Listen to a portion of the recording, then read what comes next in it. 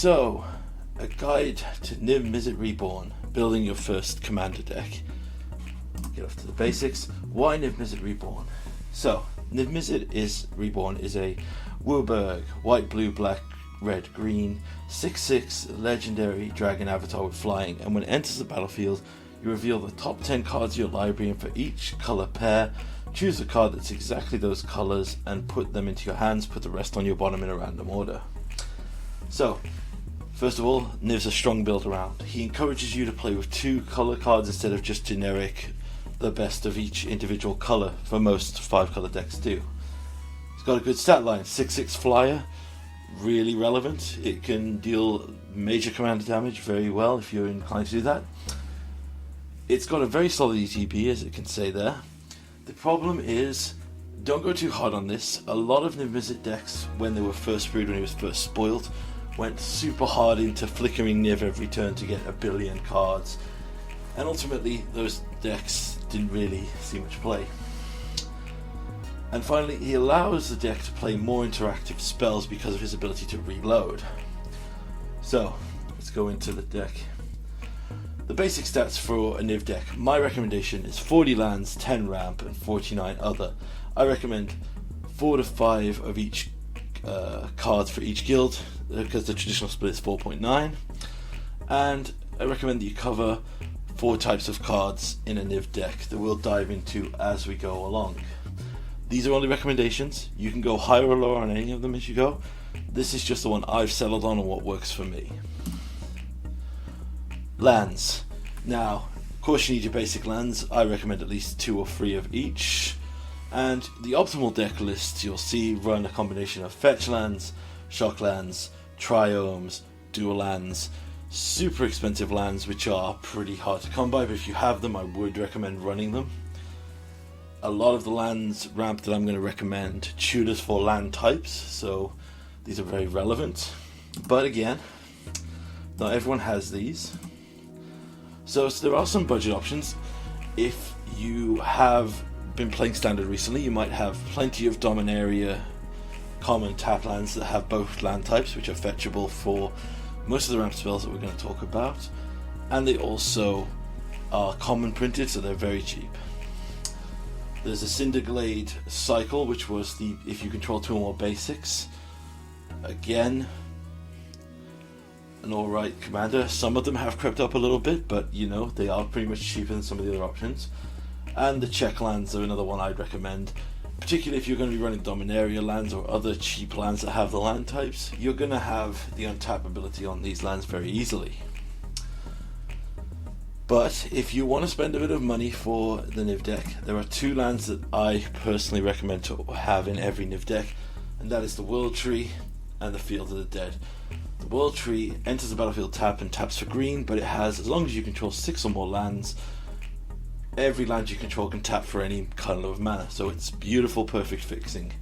It doesn't have a land type, so there are certain ways to get it out. It also has the ability for 2 of each mana. We can sacrifice it and tutor any number of god cards out of our deck. Very irrelevant unless you build your entire deck around it, but it's really solid. And Field of the Dead. Anyone who's played against this card knows how good it is. Basically, whenever it enters a battlefield or another land, if you have 7 or more different types of named lands, you make a 2/2 black zombie. We're running 40 lands in this list. Now, Field is my personal choice. You don't have to run Field, you could, but I recommend World Tree. If you're going to spend, buy 1 land to make your deck better, buy the World Tree. That's my personal opinion. Now we'll move on to 10 ramp spells that I recommend. These are the 10 that I've gone to. So, Free Visits for 2 mana gets us a forest card. As I said before, even if you're running budget, we can run named forests that have other land types. Sakura Tribe Elder, great little creature, early blocks, whatever it does. Rolling Regrowth, which is basically sack a land, get 2 basics out of our deck. Rampant Growth finds a basic. Nature's Law finds a forest. Again, that's why we run a lot of Forest X cards. Kadama's Reach finds us 2 basics. Harrow, sack a land, get 2 basics. Farseek finds us anything that's not a forest. Cultivate digs out 2 lands, as we say. And finally, the Hour of Promise. So this one is 5 mana and a bit expensive. However, you tutor for up to 2 lands, put them into the battlefield tapped, and then if you control 3 or more deserts, you can make 2 zombies. Spoiler alert, in my deck that always makes 2 zombies because you get World Tree and Field of the Dead. That's why I highlighted them specifically. This is the ramp package I'm on. If you're not going to run the Field of the Dead World Tree, then you don't have to run Hour of Promise. You could run other additional things, but as I've said before, this is how the deck I've shaped it out to be. Next, we'll move on to the 4 types. What I've found when I've been making my generic Niv decks is I look at the 4 types. I look at a nuke, a surgical strike, a value generator, and a win con and must answer. Ideally, I would like one of each of these in every guild color, so when I cast my Niv, there's a good spread of things for me to find. But we can go deeper into that as it comes along. So, first, the nukes. These are the board wipes, the graveyard clearers. They're used to reset the game or put us back to a neutral position. One thing I will say though is over-reliance on this can turn you into the target. One thing I've noticed particularly is any player that plays a number of board wipes, for example, just goes Rift, Blasphemous Act, Wrath of God, everyone's going to go after them because they're worried about their board presence being reset. Again, it's key to have these in your deck, but they're to be used to, as I say, reset the board if someone's running away or if there's a couple of people running away with the game. Best example of this I always say is Time Wipe. I think it's a great example. Destroys all creatures, bounces one back to our hand.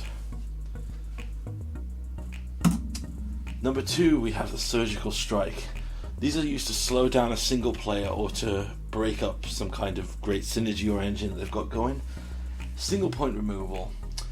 Now, these aren't played so much in Commander because obviously 1-for-1ing with 3 other players on the table is, well, mathematically doesn't add up. However, we can make up with this with the ability of our Niv's reload. That's one of the key things you got to remember with Niv Mizzet is he's not one of these commanders you'll run out immediately on turn 5. What you'll normally do is spend the cards in your hand and use Niv as basically a draw spell. So one example here is for the Surgical Strike is Anguished Unmaking. Exile target non-land permanent, you lose 3 life. So we might use this to kill a commander that's about to kill us. Take out a Smothering Tithe that's generating too much value. Pick apart a 2-card combo someone's about to win with.